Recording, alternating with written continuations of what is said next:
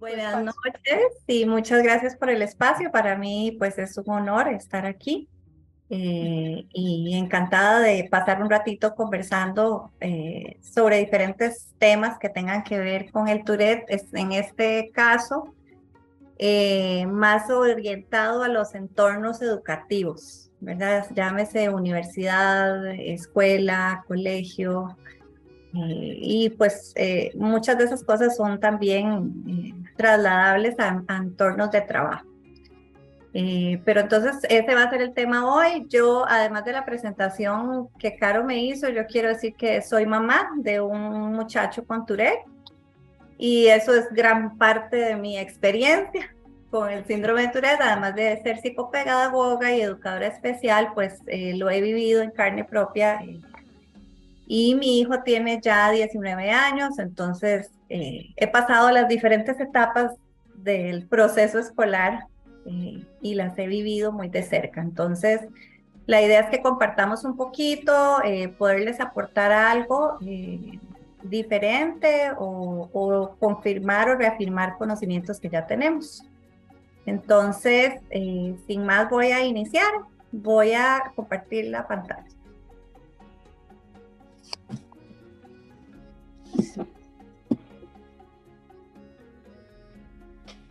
¿Listo?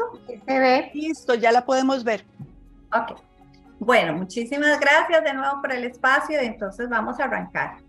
Tourette, yo no me voy a detener mucho como en definir extensamente el Tourette bueno, sabemos que viene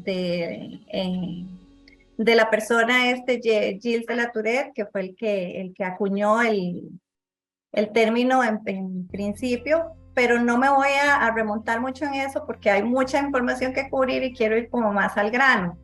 Sí les aconsejo a las personas que tal vez no son de la asociación y no conocen mucho, pueden ingresar a la página, ahí hay información muy completa de la definición, de los criterios diagnósticos del DSM-4, de cositas como ya más específicas si quisieran profundizar en ese tema y tal vez no están tan informados.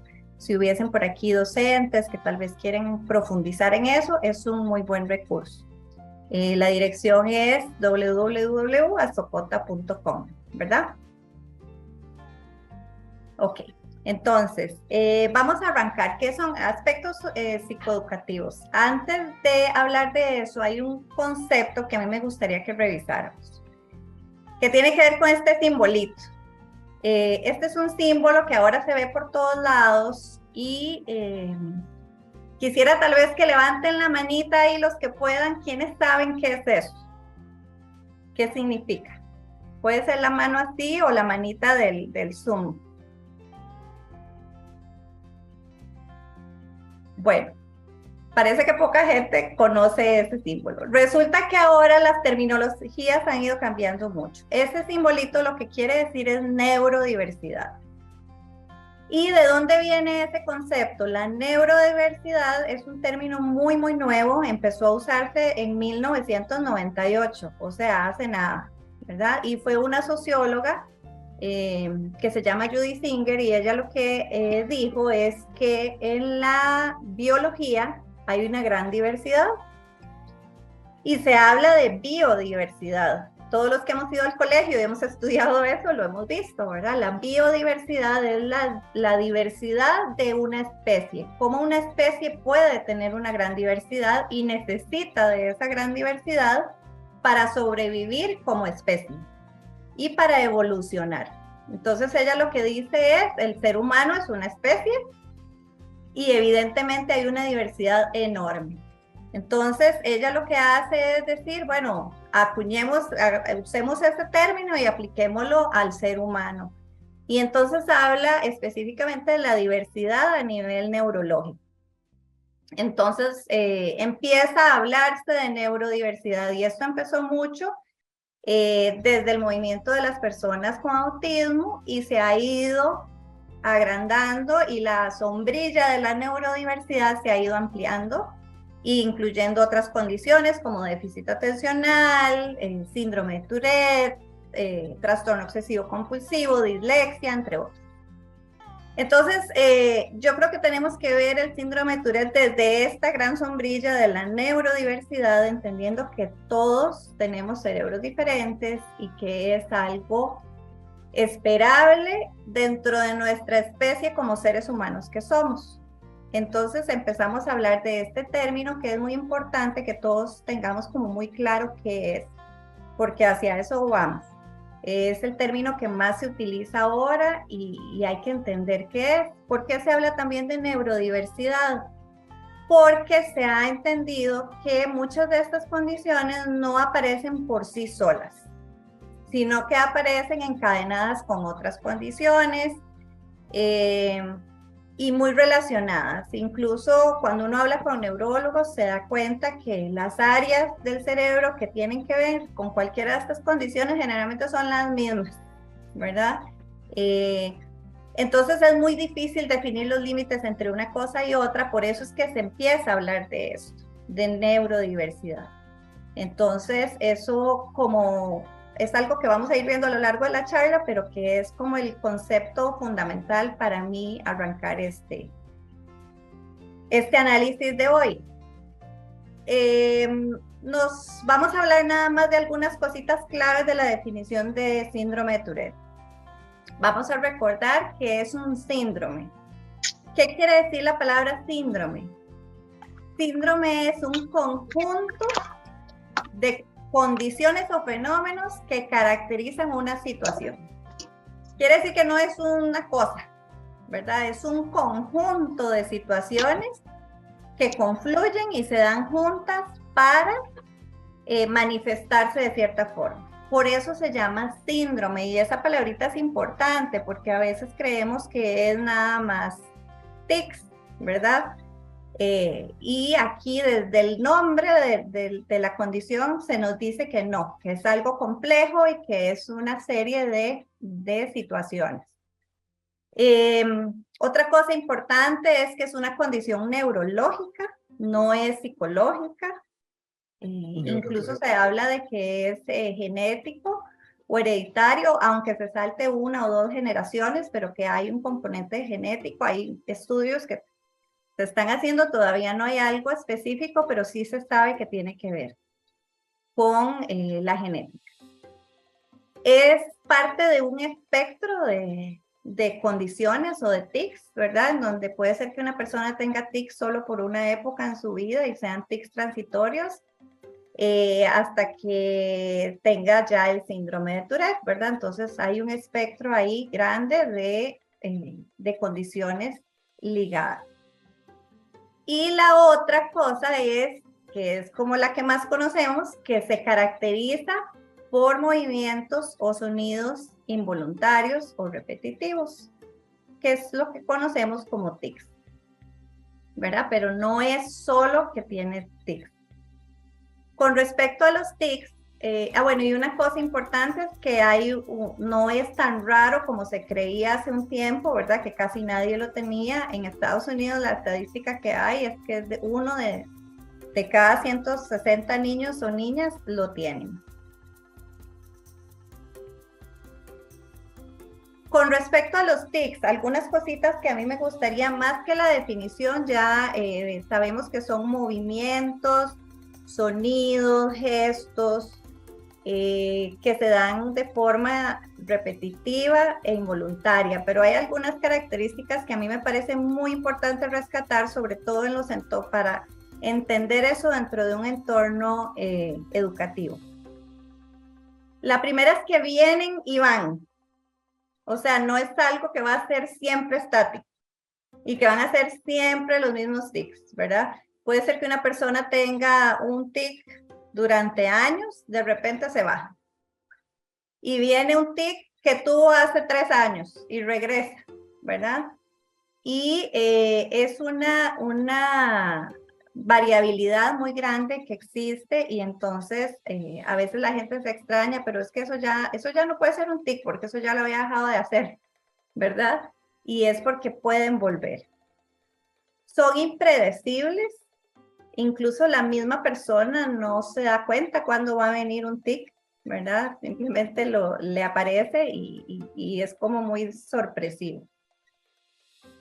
Son sugestionables, que es otra cosa, ¿verdad? A veces yo le pregunto a mi hijo, mira, ¿y aquel tic no lo volviste a hacer? Y ni para qué lo dije, ¿verdad? Porque empieza a hacerlo. Entonces son cositas interesantes e importantes de tener muy presentes porque inciden directamente. No son intencionales, ¿verdad? No es que, por ejemplo, con mi hijo nos pasaba mucho que él tenía un tic de hacer los ojos así para arriba y al principio en el colegio creían que estaba siendo irrespetuoso. La profesora le decía algo y él hacía los ojos así y lo interpretaban como una falta de respeto. Entonces, no hay un componente intencional, aunque parezca que sí. Aunque parezca que sí calza en todo el contexto, porque es que yo lo estaba regañando y justo cuando lo regañé empezó a hacer los ojos así. Entonces, eso no es un tic. Lo que pasa es que probablemente él se pone nervioso cuando lo regañan, se pone ansioso y empieza a hacer los tics y empieza además a pensar, no lo debo hacer, no lo debo hacer y prum, los hace, ¿verdad? Entonces son cositas que son súper importantes. Y se afectan por las emociones fuertes. Pueden ser emociones positivas, que está muy emocionado por algo, o también negativas, que está preocupado, que está triste, que está cansado, pero sí, aunque no es una condición de índole psicológico, pues como cualquier cosa, se ve influenciada por el estado emocional.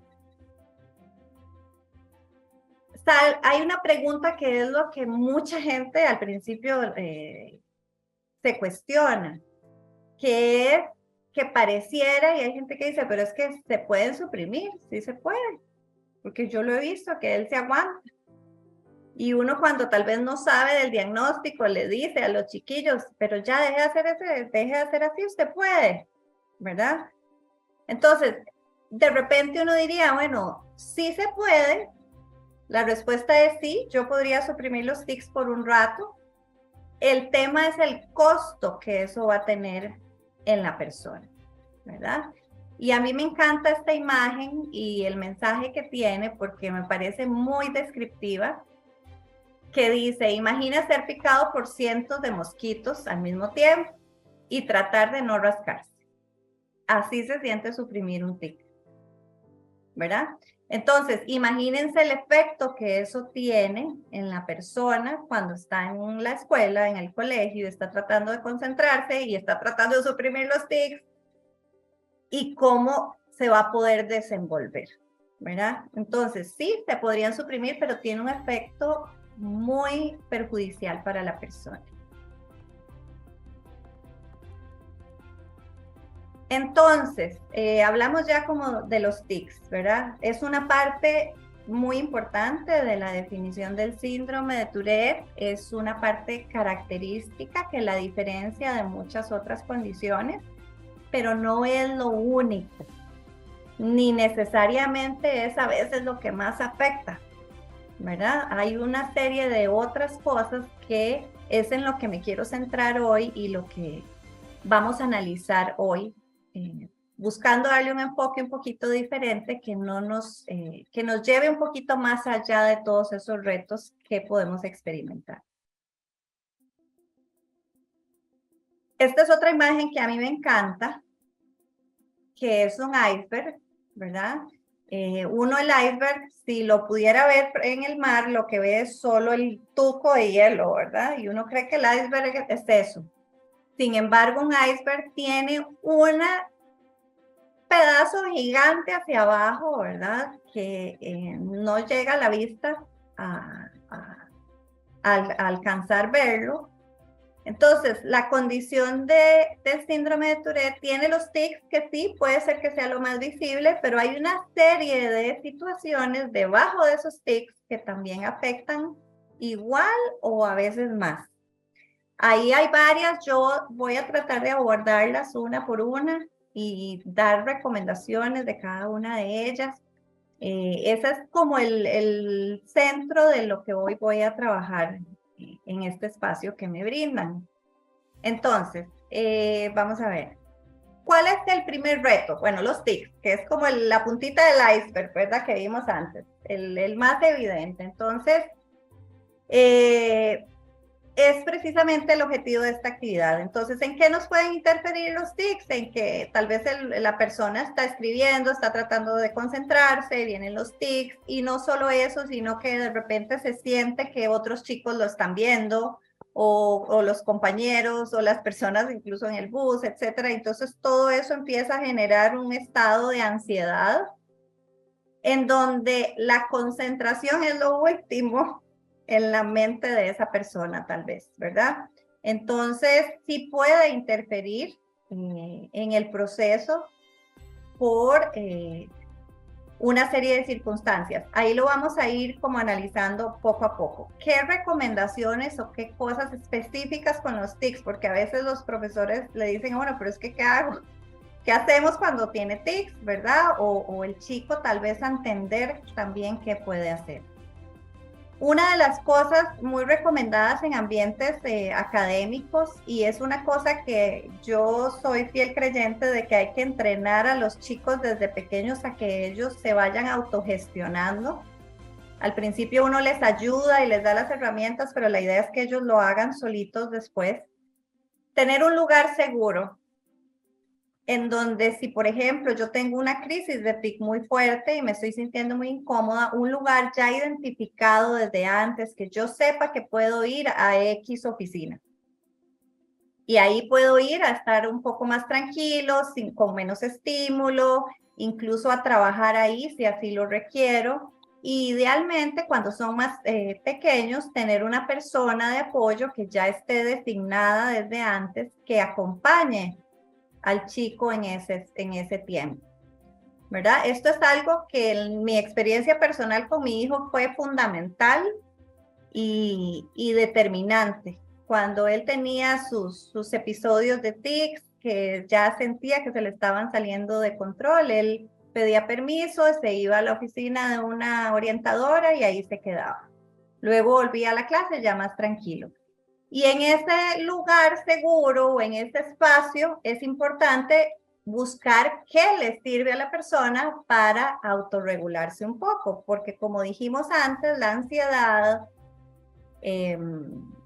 voy a decir, alborota, entre comillas, digamos, los tics, ¿verdad? Los detona. Entonces, yo voy a ese lugar a tratar de controlar mi ansiedad para que los tics cedan un poco. Entonces, cada persona será muy diferente, pero cosas que les sirvan, que ya tienen identificadas, por ejemplo, escuchar algunas canciones, algún tipo de música, o utilizar alguna cuestión sensorial, ¿verdad? Alguna bolita, alguna masita, mascar chicle, tomar agua, hacer alguna meditación, o hacer algún ejercicio de respiración. Todo esto hay que ir entrenándolos a ellos para que ellos después, hoy por hoy mi hijo se va a la universidad y yo no sé, cuando él tiene sus crisis, él tiene que buscar, apartarse y hacer estas cosas para poderse él tomarse un respiro y poder seguir con lo que le toca hacer. Entonces sí, es una cosa importante de negociar con las escuelas y conversar con los profesores y con la institución en general. Buscar una ubicación estratégica, digamos, es decir, no pongamos a los chicos en el puro centro del grupo, donde tiene gente a la derecha, a la izquierda, adelante y atrás, ¿verdad? En donde el estímulo es muy fuerte, en donde si él va a hacer algo, es más sensible a sus compañeros. Entonces, por ejemplo, a mí me gusta mucho al frente, en las posiciones de adelante, ojalá hacia el centro, que esté integrado en el grupo, pero que no esté como en el ojo del huracán, ¿verdad? Entonces, eso es importante. Manejar agentes estresores, determinar, a veces uno logra ver que hay ciertas cosas que detonan los tics, porque de repente detonan la ansiedad. Entonces, si por ejemplo ya uno tiene identificado que cuando van a hacer multiplicaciones se pone tan ansioso que entonces se le aumentan los tics, entonces vamos a trabajar en la anticipación y le vamos a avisar con tiempo y le vamos a dar herramientas para que la ansiedad con las multiplicaciones baje un poco. Y entonces los tics, por ende, puedan bajar un poco. Hacer pausas activas o descansos. Esto es importante de forma casi que preventiva o a previo, ¿verdad? El pedirle al chico que venga, borre la pizarra o vaya, pídale unas hojas blancas a la secretaria, ¿verdad? Eso es una cosa muy importante de hacer, que ojalá involucre movimiento, involucre levantarse, involucre salir a tomar un poquito de aire, dejarlos ir al baño si piden ir al baño. Yo sé que hay edades en las que eso se vuelven armas de doble filo y pues también son muchachos, ¿verdad? Y a veces puede ser que digan que rico, yo puedo salir, ¿verdad? Y entonces hagan un uso no discriminado de eso. Ahí hay que estar muy de cerca, monitoreando y que sean cosas ojalá con un propósito y con un objetivo. Procurar ignorar los tics, pero no a la persona. Para mí esto es importantísimo, porque cuando hablamos de ignoren los tics, ¿verdad? Muchas veces lo que sucede es que también se ignora al chico. Y eso no es lo que se quiere, para nada. Y muchas veces esas malas interpretaciones se dan entre los mismos compañeros, que tal vez el profesor les dice, no, usted ignore los tics, o ignore a fulanito cuando hace eso, ¿verdad? Entonces los chiquillos interpretan que a él no hay que prestarle atención. Y entonces se pueden quedar muy solos. Porque tal vez no les habla, pues los chiquillos dicen, es que si le hablo y entonces él está haciendo tics, ¿verdad? Entonces esa parte hay que trabajarla muy bien, sobre todo con los compañeros, para que el chico no se le aísle socialmente y no se le aparte de la dinámica académica del día. Y que para mí es el más importante, una continua sensibilización dentro del aula, no hacia el Tourette, sino hacia la neurodiversidad. Yo siempre les digo a los profesores, vea, si usted tiene un chiquito con alguna característica, créame que tiene varios y no se ha dado cuenta. Y ahora la realidad es la neurodiversidad. Eso ha existido siempre. Lo que pasa es que ahora tienen nombre las cosas. Y hay que hacer eso un eje curricular, casi que sacar un ratito a la semana para hablar de las diferencias.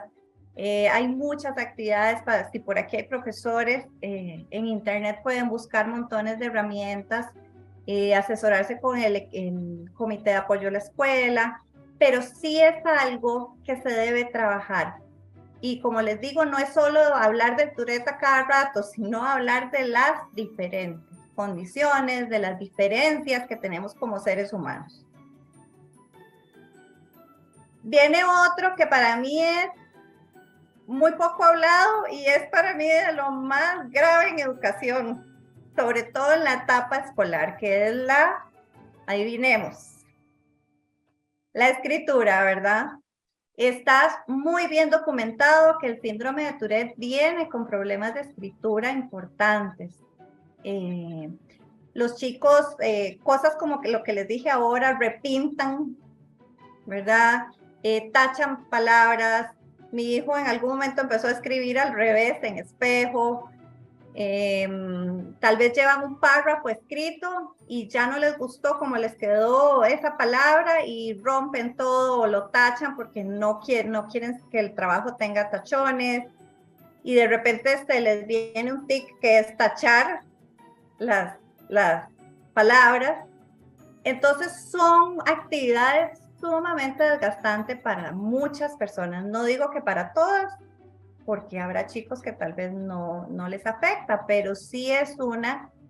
Y muchas veces los profesores, yo tuve 1000 debates con profesores y todavía hoy los tengo a nombre de otras personas, que le dicen a uno, pero es que él puede y tiene letra bonita. Entonces, ¿por qué no va a hacer la redacción? Es cuestión de que se lo determine, él puede. Y ahí la respuesta, ¿cuál es? Sí puede, pero ¿a qué costo? Lo que les decía ahora, ¿verdad? Entonces, tal vez uno quiere que haga una redacción y ha pasado escribiendo todo el día, copiando, que yo, ¿verdad? Copiando de la pizarra. Y copió en matemática. Y tenía que hacer 10 operaciones y en lugar de darle la hoja con las 10 operaciones, tuvo que copiarlas de la pizarra, que ya de por sí requiere todo un esfuerzo. Después vino sociales y los pusieron a copiar todo lo que han subrayado del libro. Después viene, qué sé yo, español y ya los van a poner a hacer la redacción. ¿Qué nivel de desgaste va a tener esa persona ya?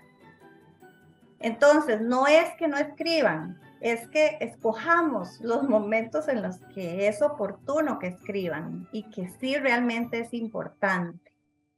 Y valernos de otras herramientas que existen. Importante, calificar la calidad y no la cantidad o la apariencia. Los profesores tienen que estar muy claros y ahí es una comunicación de hogar-escuela muy importante de que si un trabajo tal vez viene arrugado o viene rayado, no es porque el chiquito quiere presentarlo arrugado y rayado. Es porque tal vez eso requirió un esfuerzo enorme, ¿verdad? O si la letra viene muy bien al principio y al final está terrible y casi no se puede leer, hay una razón. Entonces eso se puede trabajar cuando uno entiende. El uso de computadoras y dispositivos ahora existen y es una maravilla. Entonces, cosas como que los chicos, por ejemplo, si ha sido muy fuerte la carga de escritura, que haya la flexibilidad de que pueda usar algún dispositivo o de que pueda tomarle foto y después imprimir y pegar en el cuaderno, o de que si va a hacer una redacción, por ejemplo, que haga un borrador en la computadora primero y que la mitad la haga escrita y la mitad la haga digitada e impresa. En fin, con esto, con la pandemia se generalizó mucho el uso de los dispositivos y yo creo que eso es algo que podemos aprovechar. Incluso cuando no hay a la mano ningún dispositivo, ninguna computadora, ninguna tablet o un teléfono incluso, ahora uno puede hacer un documento de Word en un teléfono.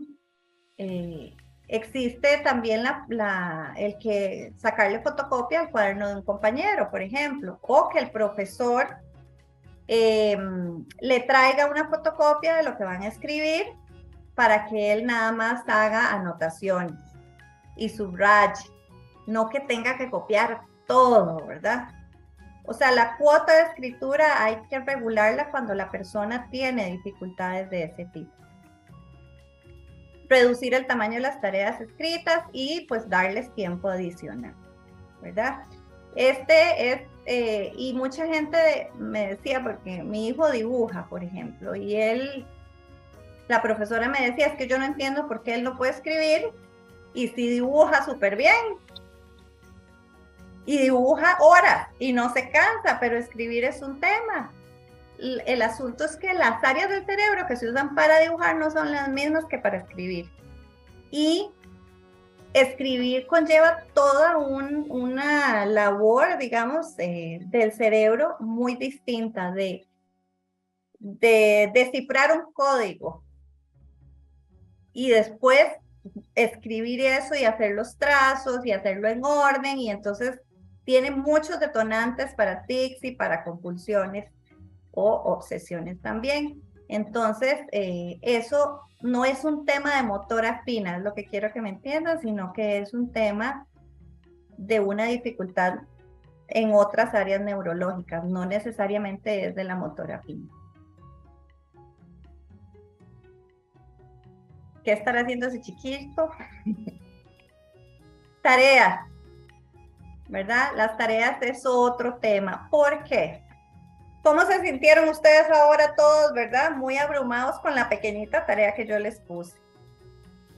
¿Cómo se sienten los chicos después de todo el día de estar escribiendo, lidiando con los tics, con sus problemas atencionales, con que de repente a lo mejor no lo toman en cuenta para los juegos y una serie de situaciones?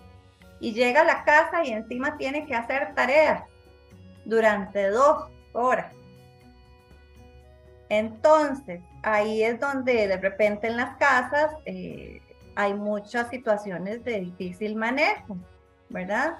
Y las tareas llegan incompletas, llegan mal hechas, llegan arrugadas, entre otros.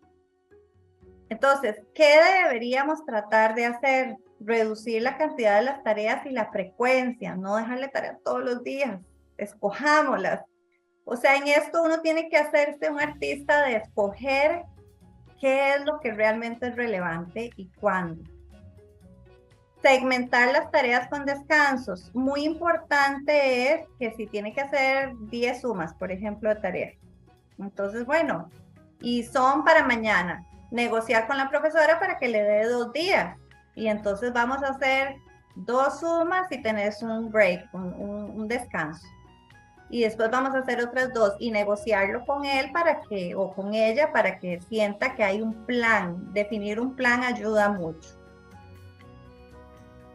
Cuando se puede usar una tablet o computadora, complementar con la parte de escritura a mano, hacer horarios y a trabajar los hábitos también de que haya un horario para las cosas, porque a veces las tareas se hacen cuando la mamá puede o el papá tiene la disposición y ni siquiera le avisan al chiquillo, y yo misma peco de eso con mi hijo menor y yo, venga, hagamos la tarea, ¿verdad? Y es como así de repente, sin ninguna estructura y sin ningún planeamiento. Entonces hay que tratar de estructurar los tiempos en la casa un poquito para que sea más fácil para la persona navegar en eso. Igual cuando son adultos y están en la universidad, mi hijo llega agotado de la U y él me dice, yo necesito tener un descanso largo antes de entrarle a la tarea o a los trabajos que le dejan. Y ya él ha aprendido a medirse y por eso es que es importante trabajar esto desde chiquititos para que después se puedan gestionar solitos. Y bueno, el tiempo adicional que ya lo nombré. ¿Cuál es otro reto que vemos mucho en los ambientes educativos? El manejo de las transiciones. Cuando pasamos de una actividad a otra, o de una, dentro de la misma clase, tal vez estábamos haciendo sumas y ahora el profesor de repente ya empezó a copiar multiplicaciones y uno, el chico dice, pero ¿en qué momento pasaron a eso? O salió el profesor de la clase y entró el otro, salió el de estudios sociales y entró el de español y el chico ni cuenta se dio. Esas transiciones es muy importante hacerlas más evidentes, digamos como más marcadas. Por ejemplo, si un profesor sale y entró así como muy sutilmente, hacerle ver al chico que ya llegó o al grupo en general, chicos, ya ahora sí, cierren todo, ahora estamos en clase de tal. O en la misma clase, si yo voy a pasar de sumas a multiplicaciones, cerrar el tema, hacer cierres de temas antes de pasar a otros temas. Hacer esquemas, ojalá en la pizarra, visuales, y eso sirve en la casa también cuando les toca estudiar o cuando van a hacer tareas. Bueno, vamos a estudiar sociales primero hasta tal hora. Después vas a tener un recreo de tanto y después vamos a estudiar las tablas. El esquema visual da como un guión de qué es lo que va a pasar y facilita navegar en esa actividad a no saber yo qué es lo que va a pasar. Entonces, esa es un ajuste muy importante que se puede hacer. Rutinas, tratar de tener rutinas claras con claves visuales, poner avisos o alarmas, ¿verdad? Bueno, vamos a poner una alarma para que nos avise que ya el recreo se acabó en la casa, por ejemplo, ¿verdad? Vas a tener un recreo de 2 horas antes de venir a estudiar, pongamos una alarma porque se nos puede olvidar a todos. ¿Y qué pasa muchas veces? Se le olvida a todo el mundo y cuando uno se da cuenta ya se pasó 2 horas y media y no ha empezado a hacer nada y ya uno lo llama y el chico está en medio de un juego y no quiere parar. Y entonces viene un berrinche o viene un forcejeo entre papás y mamás. En las escuelas generalmente los tiempos están un poquito más estructurados, más bien tenemos más problema a veces en casa porque todo es un poquito más, menos, digamos, definidos los horarios o las alarmas o ciertas cosas. Entonces, esos son ayudas que pueden favorecer. El uso de un reloj, enseñarlos a usar un reloj desde chiquitillos. A usar el reloj, a manejar los tiempos, a poner sus timers, de decirles, bueno, ¿cuánto tiempo crees que vas a durar haciendo esto? Ponete un tiempo. Y entrenarlos un poco a que ellos manejen el manejo del tiempo. Y por supuesto la anticipación. Si ya yo sé que en 15 minutos lo voy a llamar para hacer las multiplicaciones y él anda en el play feliz jugando, ¿verdad? Yo unos 15 minutos antes ya me aparezco en el play y le hago ver que ya ahorita, ¿verdad? Y le aviso, amor, en 15 minutos ya vamos para la casa, ¿verdad? En el colegio o en la escuela que ya viene el recreo y uno ve que tal vez se va a sobresaltar, entonces va y le avisa. Si ya uno identificó, por ejemplo, que eso es un agente detonante, entonces le avisa. Pedrito, en 15, ya casi en 5 minutos va a sonar la alarma. Entonces la persona está avisada, ¿verdad? O les avisa a todo el grupo, chicos, ya la clase ya casi se termina y ahora viene el profe de francés, ¿verdad? Les hace una anticipación de lo que va a venir, aunque esté el esquema y el horario pegado ahí, no están de más estas anticipaciones o estas claves verbales o visuales que podamos dar. Las habilidades sociales es otro reto muy importante que sucede. Les es difícil muchas veces seguir la conversación de los chicos o leer las pautas sociales, ¿verdad? Las claves sociales que tal vez sean muy sutiles. Iniciar una conversación o mantener el ritmo de la conversación, mostrar interés por lo que la otra persona está diciendo, integrarse, también puede ser que se sientan como mal porque de repente, ¿qué van a pensar si yo hago un ruido? O pues también hay chicos que puede ser que molesten al estudiante o al estudiante. Entonces son situaciones que hay que estar muy atento y abordarlas muy a tiempo. Aquí, ¿qué sería importante? Hacer entrenamiento de explícito en el grupo, ¿verdad? Si yo sé que hay chicos que tienen dificultades de integración social, pues entonces tengo que trabajar esto en el grupo. Tengo que abordarlo, tengo que hablarlo con ejemplos, con historias, con anécdotas, con dinámicas de sensibilización. Pero hay que hacerlo, no podemos nada más asumir que los chicos lo van a resolver por sí solos, porque no todos tienen las habilidades para hacerlo. Y hay chicos que necesitan ese empujoncito. Buscar espacios estructurados en los recreos. A veces ayuda, por ejemplo, que un profesor salga al recreo y empiece a jugar rayuela con los chicos, o que lleve unos juegos de mesa, o que haga actividades como un poquito más dirigidas para que el chico que le está costando integrarse se pueda integrar con más facilidad con la mediación de algún adulto. O incluso a veces de algún compañero, porque hay chicos también que tienen mucha sensibilidad para eso y uno puede valerse de esos recursos. Supervisar las actividades grupales, fijarse cuando se van a hacer grupos, que el chico quede ubicado en un grupo, que sea un grupo que lo vaya a tomar en cuenta, que no vaya a ignorarlo. Esas son cositas que a veces te dejan muy al ritmo de los chicos, y hay estudiantes que requieren también ese apoyo y ese empujoncito. Tratar de buscar chicos con los que el estudiante pueda tener intereses en común y propiciar que hagan algo juntos, ¿verdad? Ya yo sé que a este chico le gusta mucho dibujar y sé que a este otro también, entonces les voy a encargar que me hagan un mural de este mes de la patria. Y entonces los voy a poner a trabajar en equipo en ese mural. Y de repente pueden hacerse amigos a partir de eso, ¿verdad? Pero como que uno como adulto estar propiciando esos Espacios, igual desde la casa. Si yo sé que mi hijo tiene interés en algo y tiene habilidad para algo, pues tratar de buscar espacios donde pueda compartir con chicos con afinidad. Y hay una herramienta que se llama las historias sociales, que son como cuentos en donde se abordan todas estas cosas. Este es la atención, que lo vimos ahora en la actividad que hicimos hace un ratito, que es cómo podemos prestar atención cuando todas estas otras cosas están pasando.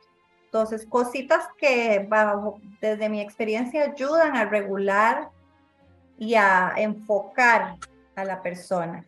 El garabateo, permitir el garabateo, por ejemplo, sobre todo si yo estoy escuchando a un profesor que está dando una clase magistral y me cuesta mucho mantenerme escuchando, entonces de repente garabatear en una hoja o en una libreta que ya yo tengo destinada para eso me puede ayudar. Cuando son periodos de trabajo individual, me puede ayudar ponerme un audífono y escuchar alguna música que me favorezca la concentración, ojalá un volumen bajito para que no se pierda, digamos, de la dinámica del aula, pero esto es como para periodos de trabajo ya individual.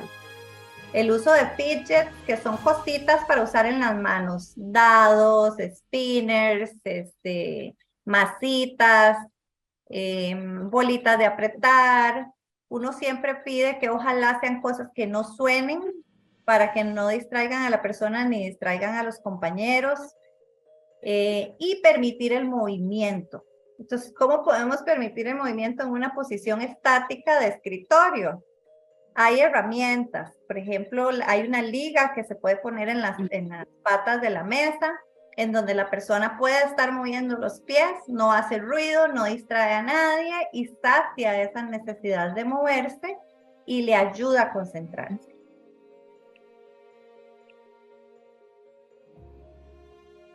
Una posición estratégica en el aula, de nuevo, la posición es importantísima. Para mí es una de las herramientas más importantes, igual en la casa.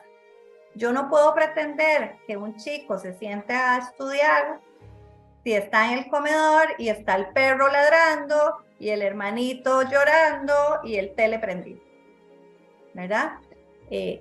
Hay que buscar una posición, un espacio, un lugar donde la mente pueda tener menos distractores. Organizar los espacios. Hay chicos que de repente necesitan algún tipo de organizador. La cartuchera es una decisión que tiene que ser muy pensada y a veces se toma muy a la ligera. Entonces hay que buscar cartucheras que tengan ojalá compartimentos, que faciliten el acceso del material, agruparles los lápices con una liga, los marcadores con otra liga, las cosas del lápiz, borrador, tajador en otro lugar. Cosas de ese tipo facilitan mucho porque ayudan a que no hayan retos adicionales. Pero si usted está con tics y además no encuentra el borrador y necesita borrar y el profesor sigue avanzando con la clase y usted se atrasa y resulta que el borrador lo había echado en la bolsita del bulto y no se acordaba, o ya se levanta a pedir el borrador a alguien, ya todo eso lo distrae. Entonces, los materiales es importante que estén bien clasificados, bien ordenados y desarrollar ese hábito con los chicos, que a algunos les cuesta un poquito más. Dar instrucciones muy claritas. A veces las instrucciones que se dan son muy confusas, tanto a nivel institucional, que el profesor viene y dice 5 cosas seguidas y uno dice, ay Dios mío, ¿por dónde empiezo? ¿Qué era lo que tenía que hacer, verdad? Entonces siempre las instrucciones yo aconsejo ponerlas en la pizarra, desglosadas en 1, 2, 3. Y si incluso a veces les digo, hágale un post-it al chico y se lo pega en el escritorio con las instrucciones 1, 2, 3 de lo que tiene que hacer y que el chico vaya tachando las cosas paso a paso, pero desglosarlas en pasos y ser muy, muy clarito en eso. y reducir los distractores en la medida de lo posible, ¿verdad? Una de las cosas que reduce los distractores mucho es la posición dentro del aula. Tampoco podemos ubicarlo de repente en la puerta donde pasa a cada rato gente, ¿verdad? Porque eso puede ser un distractor. De repente sí, está adelante, está en una posición fresca y todo, pero pasa gente todo el tiempo. Entonces, eso también va a incidir en la atención. Doña Jerry, ya casi le doy la palabra. Dígame, cuéntenos. Gracias. No, lo más rápido posible. Dylan, antes de tener el diagnóstico de síndrome de Tourette, a él se le desarrolló a los 13 años en el colegio. Lo que tenía era un diagnóstico de hiperactividad ansiosa impulsiva, que es lo que usted decía, ¿verdad? Solo se ve la punta del iceberg, pero no lo que hay más abajo, porque puede tener dislexia, puede tener hiperactividad, ansiedad, impulsividad y demás. Entonces, en aquel momento lo que estábamos era en la Fundación DA, que era para chicos con hiperactividad, y en los talleres que nos daban, nos explicaban que cuando uno da instrucciones, y lo digo por mí misma, a mí me pasa, de que usted le dice, por ejemplo, recoja la ropa, póngala en la lavadora y barra, por decir algo.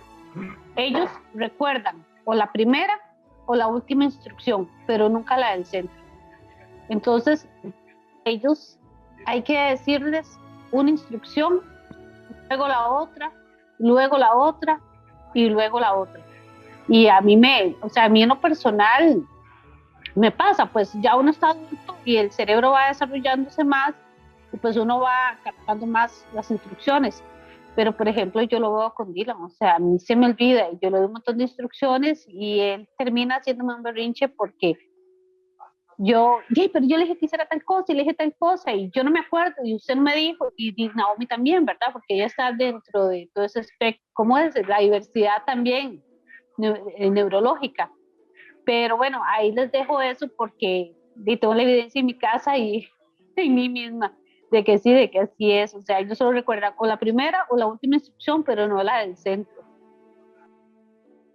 Así es. No, eso es, por eso es que es muy importante el recordatorio visual o el recordatorio escrito de las instrucciones, porque eso les permite a la persona también automonitorearse o gestionarse, que es que yo no necesito que la profesora venga y me esté diciendo todo el tiempo lo que yo tengo que hacer, sino yo tengo ahí mi guión. Ya yo sé lo que tengo que hacer. Si se me olvida, puedo revisar o puedo ver la pizarra. Pero las instrucciones hay que dividirlas en pasos y hay que estructurarlas muy bien. Esta otra carita que está por aquí nos habla, o era para representar, la desinhibición, que es una característica muy interesante de esta condición, porque creo que es la más incomprendida de todas. ¿Qué quiere decir eso? Que se me dificulta ya la condición de Tourette de por sí. Tiene un tema a nivel cerebral y cuando uno les explica a los chicos es como que les dice, bueno, es que tus frenos están un poquito suavecitos, ¿verdad? No frenan tan bien. Y es en inglés le llaman, como que los frenos están goteando, ¿verdad? Como cuando uno va en el carro y el freno lo aprieta, y el carro reduce la velocidad, pero no necesariamente frena, ¿verdad? Entonces, la desinhibición tiene que ver mucho con la tentación de hacer lo que no debo hacer. Y es un tema que no es conductual, es un impulso neurológico. Por ejemplo, ayer casualmente me pasó algo muy particular con mi hijo que me dio mucha risa y yo dije, lo voy a usar de ejemplo. Él llegó y me hizo así. Y a mí me estorbó, me sentí como feo. Y le dije, ay, no me hagas así, por favor. ¿Qué creen que fue lo siguiente que él hizo? Y me dijo, perdón, pero tenía que volver a hacerlo. ¿Por qué? Porque yo le dije, no lo hagas. Si yo tal vez le digo, le agarro la mano y lo distraigo con otra cosa y le hablo de otra cosa, él no lo va a volver a hacer, ¿verdad? Entonces, es como, hay un ejemplo por ahí muy característico que es no tocar pintura fresca, un rótulo, ¿verdad? ¿Y qué es lo que muchos chicos pasan y hacen? Uy, es que la tentación es demasiado tocar. Y ahí lo que hay que entender es que no es una cosa de voy a desafiar las reglas o voy a saltarme ese límite porque voy a llamar la atención o porque disfruto viendo las reacciones. Muchas veces incluso la persona se disculpa después de que lo hace o se siente mal después de que lo hace, como en este ejemplo que les digo de mi hijo, que él me dijo, inmediatamente me dijo, perdón, pero tenía que volverlo a hacer, ¿verdad? Porque la necesidad neurológica de hacer eso es importante. Entonces es algo que en un entorno educativo también incide mucho. Y no es que no vamos a corregir o que no vamos a poner reglas, pero hay que buscar un uso del lenguaje diferente y una intervención de las situaciones de forma distinta. Entonces, si un chico está haciendo un ruido y por ahí la compañera que nos comentaba ahora cuando le dicen, uno le dice a los hijos, no haga eso, ¿verdad? Más ganas les van a dar de hacerlo. O no hagas ese ruido, más necesidad de hacerlo van a tener. Entonces, hay que buscar cómo manejar eso de forma distinta. ¿Qué podríamos hacer? Enfocarnos en lo que sí se puede hacer. Ese es el enfoque. Entonces, si yo no quiero que mi hijo me haga así, yo le pude haber dicho, ay, mi amor, chócame los 5, o dame la mano que tengo ganas de, o abrazar, vení para abrazarte, tengo ganas de abrazar. Y ahí muere, ¿verdad? Entonces, ¿qué cosas sí puede hacer él que sean aceptables en ese momento? O si el chico está garabateando en toda, por ahí vi un comentario que alguien puso que el hijo le decía que son adornos en el trabajo. Mi hijo hacía eso también.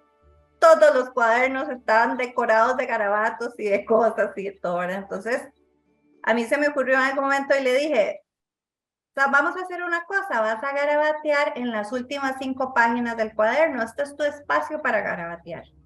Y todos los cuadernos estaban llenos y él empezó a garabatear atrás, porque entre más yo le decía, no garabatee, y la maestra le decía, deje de dibujar en los cuadernos, y le ponía notitas, aquí no se dibuja, ¿verdad? Eso no resulta. ¿Qué resulta? Démosle una alternativa y centrémonos en ese sí para no disparar el impulso neurológico de eso que me están diciendo que no haga. Evitar el no porque sí y las prohibiciones así como tal les estoy explicando, ¿verdad? Un límite se puede poner, pero podemos usar otro vocabulario. Brindar alternativas de conducta, que es lo que les estaba explicando, ignorar o desviar la atención a otra cosa, ¿verdad? Y entender lo que les decía, que se trata de impulsos neurológicos, ¿verdad? También pasa mucho que a veces dicen cosas tal vez muy inoportunas, que ven a alguien que tal vez no se ve muy bien y es como, no lo voy a decir, no lo voy a decir, pero ¡prum! Ahí voy, ¿verdad? Lo digo. Y es como que entre más la persona incluso se diga, es que esto no lo puedo hacer, más deseo y más impulso hay de hacerlo. Entonces, en ese sentido es mejor de repente, antes de decirle eso a esa persona, entrenar a la persona, mejor me alejo y voy a hacer otra cosa. Antes de decirle que tiene un lunar que no me gusta, ¿verdad? Pero esta es uno de los rasgos o de los retos que para mí son de los más difíciles de manejar en el entorno institucional, porque muchas veces no se entiende así, ¿verdad? Sino que se entiende como desafiante, como que simplemente está oponiéndose a la regla y que le está faltando el respeto al profesor y terminan de repente con boletas y con X y cosas, ¿verdad? Es algo a prestarle atención y es algo que si quienes están aquí son papás, hay que ir sensibilizando a los profesionales, y si los que están aquí son profesionales, incorporar esto y compartirlo con sus compañeros de trabajo, porque sí es algo importante y que puede hacer una diferencia grande en situaciones que tal vez están interpretando como un desafío o una mala crianza. Aquí yo les voy a mostrar un video que es un video un poquito incómodo. Yo los estoy incomodando hoy un poquito. Pero es para sensibilizarnos un poco. El video tiene unos sonidos que son un poco molestos porque de lo que vamos a hablar es de la sobrecarga sensorial. Y quiero que lo veamos con un video. Si alguien siente que eso le puede afectar más allá de lo manejable, yo les recomiendo que tal vez quiten un momentito la imagen y quiten el sonido para que no les vaya a molestar. Y las personas que quieren experimentarlo, lo podemos hacer. Entonces, voy a poner el video y luego voy a abrir un poquito para comentarios a ver cómo nos sentimos.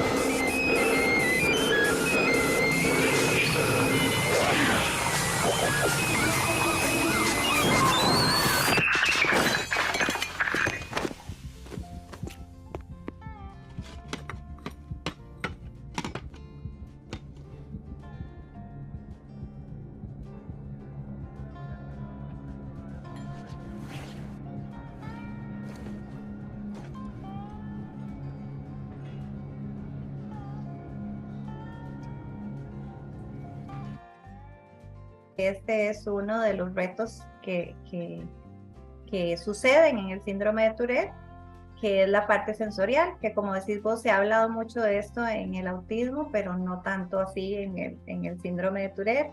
Y a veces podemos estar lidiando con un berrinche, entre comillas berrinche, o una crisis que obedece a un estímulo sensorial. Por ejemplo, están haciendo una construcción en el lote de la par del aula y empiezan a sonar taladros y etcétera, y tal vez el profesor no se está dando cuenta y eso está generando una invasión sensorial importante que termina en una sobrecarga, ¿verdad? Entonces hay que estar muy preguntándose y cuestionándose qué tanto pueden haber situaciones sensoriales. En lo personal, a mí, yo entraba a un centro comercial y era casi que terminaba en problemas, siempre. Y al principio uno no entiende por qué. Ahora yo digo, con razón, ¿verdad? Entrar a un centro comercial es lo más detonante que puede haber.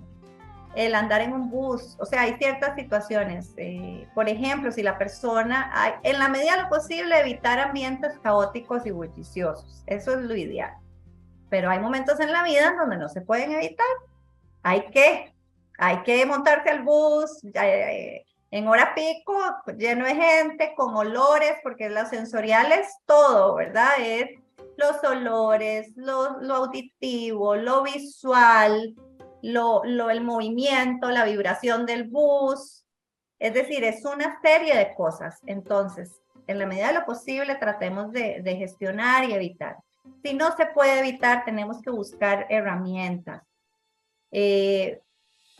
Usar, por ejemplo, audífonos es una de las cosas que yo siento que ayuda muchísimo. Audífonos y alguna cosa que permita sacar un poquito de ansiedad. Algún fidget de los que les hablaba. Yo creo que ellos tienen que acostumbrarse a andar en su bulto un kit ahí de cositas que les ayuden. Evitar aglomeraciones. Si ya uno sabe que se va a sentir mal, pues de repente mejor no voy al concierto, ¿verdad? O si va a haber una actividad de música muy fuerte en la escuela o en el colegio, en donde van a haber parlantes y mucho ruido, hay que buscar una manera de experimentar esa actividad de forma distinta. Entonces ahí es donde permitir el uso de audífonos o permitir que no necesariamente esté ahí a la par del parlante, o buscarle un espacio que le permita no estar tan expuesto. Y tener una dieta sensorial. Eso lo hace un terapeuta ocupacional. Y eso lo que hace es definir cuáles estímulos sensoriales le pueden ayudar a la persona a autorregularse.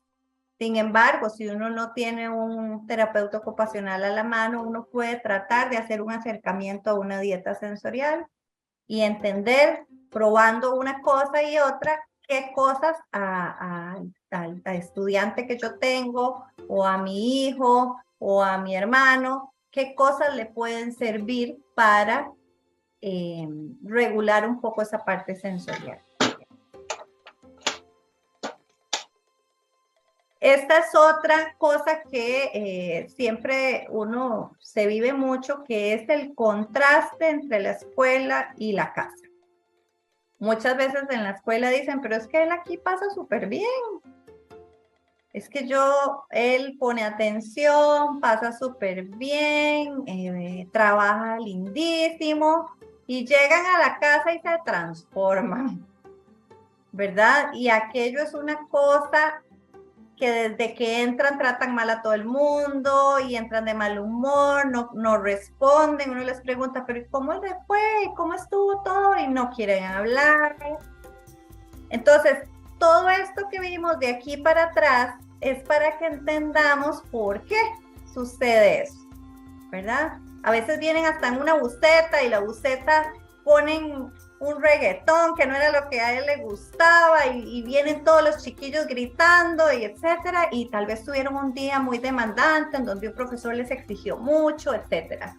Entonces ese contraste suele ser muy, muy común. O hay personas que tratan de suprimir sus tics en diferentes espacios cuando están en lugares públicos, y en la casa se sienten con la tranquilidad de darle rienda suelta. Entonces se dan esos contrastes que hay que entender el porqué. ¿Qué podríamos hacer? Primordial para mí, hay que darles un espacio. Cuando ellos llegan de la calle, hay que dejarlos desacelerar. Mi hijo viene de la universidad a las 7:30, 8 de la noche, y yo sé que a esas horas no le puedo ni hablar. Nada más lo saludo, le digo, ¿cómo estás? ¿Quieres hablar? No. Ok, mañana conversamos. Y uno a veces tiende a ser muy insistente como papá, ¿verdad? Pero contame, es que vos no me contás nada, ¿cómo te fue? ¿Estás mal? ¿Venís alterado? ¿Te sentís mal? ¿Verdad? Hay que darles un tiempo. para que ellos procesen todo lo que vivieron en su día y reinicien, ¿verdad? Entonces esos tiempos son muy importantes y ojalá que en esos tiempos ellos de nuevo aprendan qué cosas me sirven a mí para compensarme cuando vengo así sobrecargado. Poner aceites esenciales, poner mi música favorita, de repente meterme a la ducha, bañarme, cambiarme de ropa porque tal vez me siento sucio de la calle, etcétera, y comer algo. Y ya después yo puedo hablar con los demás, pero hay que buscar que la persona encuentre cuáles son sus rituales que le sirven para hacer esa transición de la aceleración de afuera con ya el ambiente del hogar, para que no hayan situaciones que a veces se dan muy duras. Buscar actividades que le ayuden a la autorregulación, tener una comunicación muy asertiva y segura con los chicos, ¿verdad? Entiendo que te sentís mal, respeto que necesitas estar solo, cuando querrás podemos hablar. Hay que respetar esos espacios y sobre todo cuando ya entran en la adolescencia. A veces uno fuerza las conversaciones y la cosa termina mal. Hay que saber retirarse. Yo digo que hay que escoger las batallas y saber retirarse, y hay que leer un poquito las situaciones. Escoger las batallas, ahí se los puse. Y buscar actividades extracurriculares que no tengan nada que ver con el colegio, con la escuela, con la universidad, en donde ojalá puedan explotar sus talentos y sus intereses. Que su espacio no sea solo ir al colegio, solo ir a la escuela. Hay que buscar otros espacios donde ojalá puedan sobresalir, puedan realizarse. Viene este otro que es velocidad de procesamiento, que es también muy característico, que es cuando usted le pregunta al chico, a ver, dígame cuál fue, dígame las 7 provincias, y el chico se queda, ¿verdad? Y tal vez se sabe la respuesta, pero dura un poquito más de tiempo en procesar y en buscar la información en el archivo del cerebro y decir lo que tiene que decir, lo que le están preguntando. Entonces, aquí, ¿qué podemos hacer? Anticipar muchas veces las preguntas. Si uno quiere que participen en clase y quiere que tengan una exposición frente a todo el grupo, es conveniente avisarle, mira, yo ahora en la clase probablemente te voy a llamar para que me digas sobre la materia, te voy a hacer 2 o 3 preguntas, ¿te parece? Sí, ok. Entonces, cuando ya le preguntan, el chico está preparado.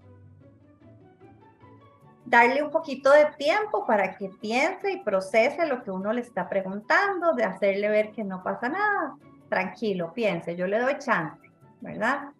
Igual en la casa, cuando están haciendo una tarea, tal vez se quedan pegadillos en algo, darles tiempo, dar tiempo. Dar instrucciones claras con apoyos, lo que ya hablamos, monitorear durante el proceso. Si él está haciendo una práctica o ella, estar revisando cómo va y fomentar que pregunte cuando no entiende. Las funciones ejecutivas, que es como el cerebro, la parte del cerebro que controla y organiza, es como el gerente de todo. Ahí a veces hay dificultades, sobre todo de organización, del manejo del tiempo, de programación.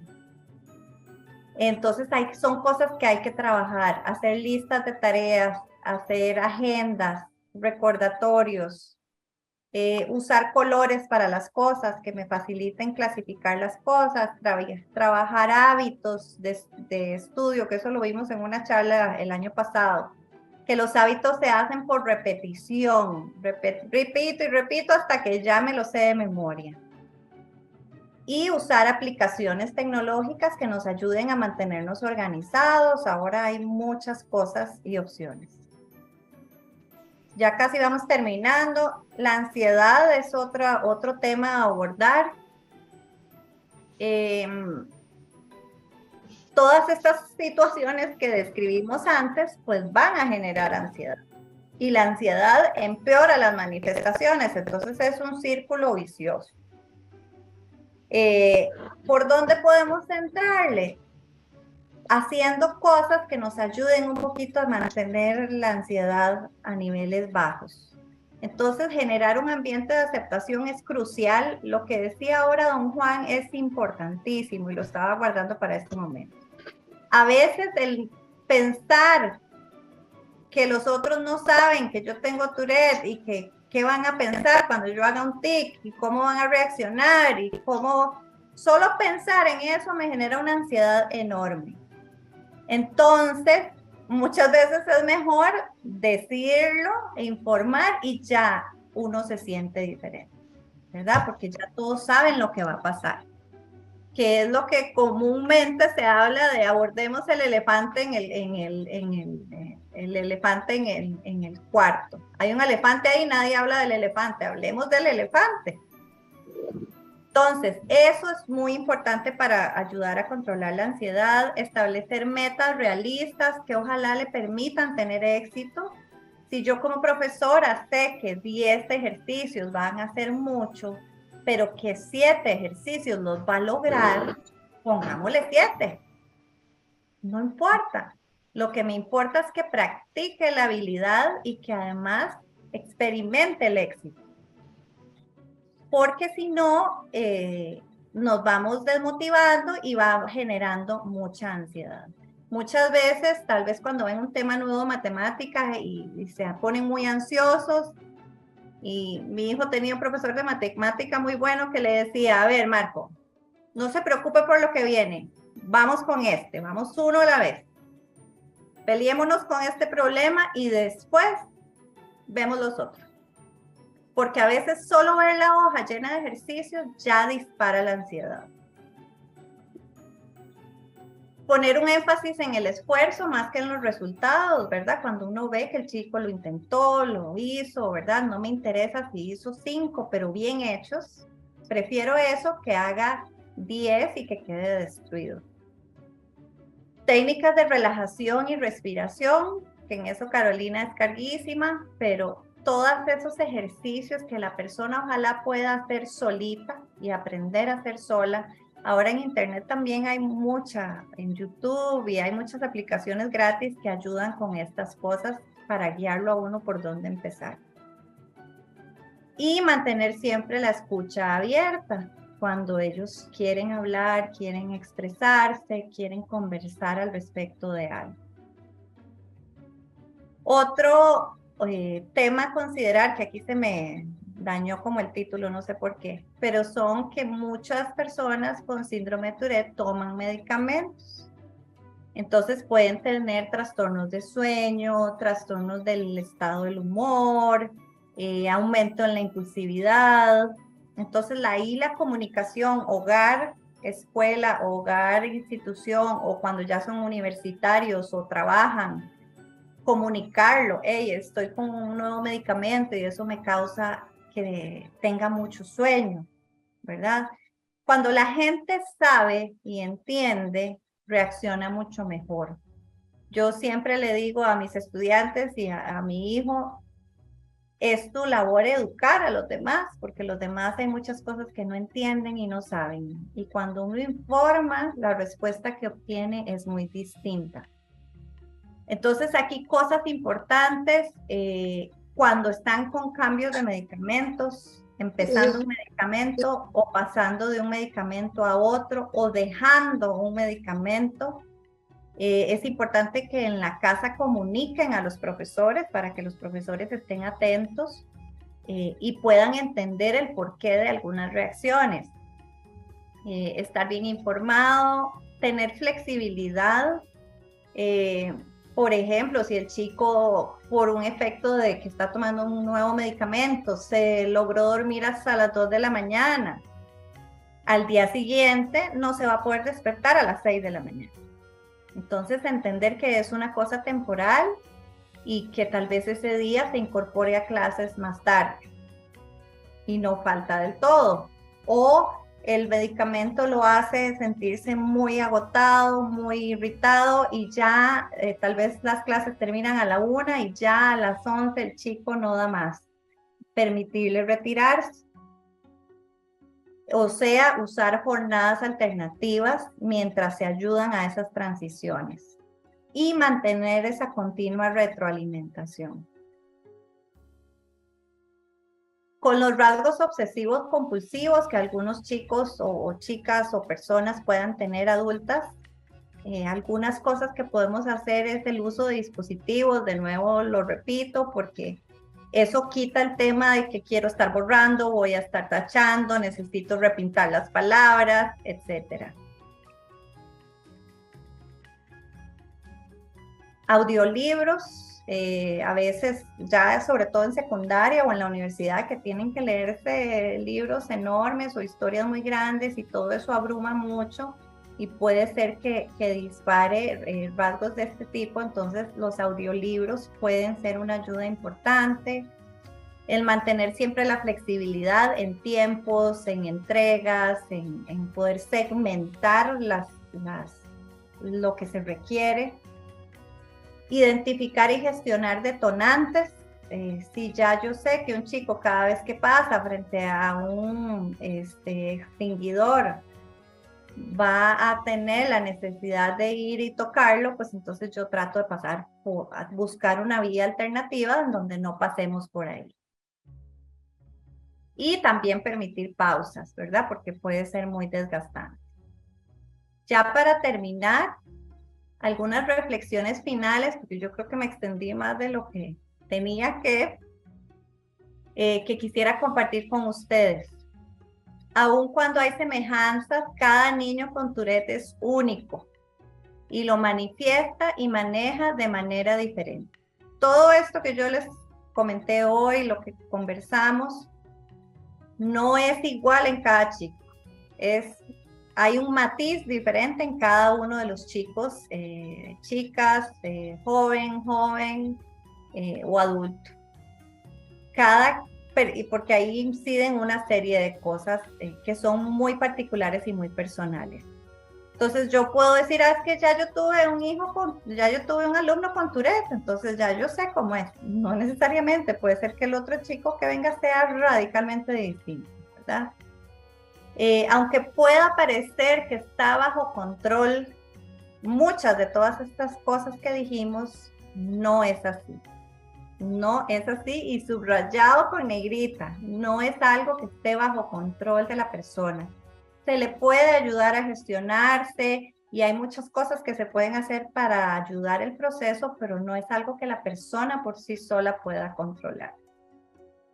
Es crucial informar continuamente a la comunidad educativa. Y ahí pongo comunidad educativa, incluyendo recepcionista, secretaria, cajero, el chofer del bus, importantísimo, el conserje, que tal vez viene y los ve haciendo algo y va y les pega la gran regañada. A todo el mundo tiene que saber y entender. Y entre más extenso haga uno la información, mejor. Y esto hago la cuñita, yo sé que la charla no es de eso, pero lo mismo pasa a nivel familiar. Hay que involucrar a toda la familia, lo más amplio que uno pueda.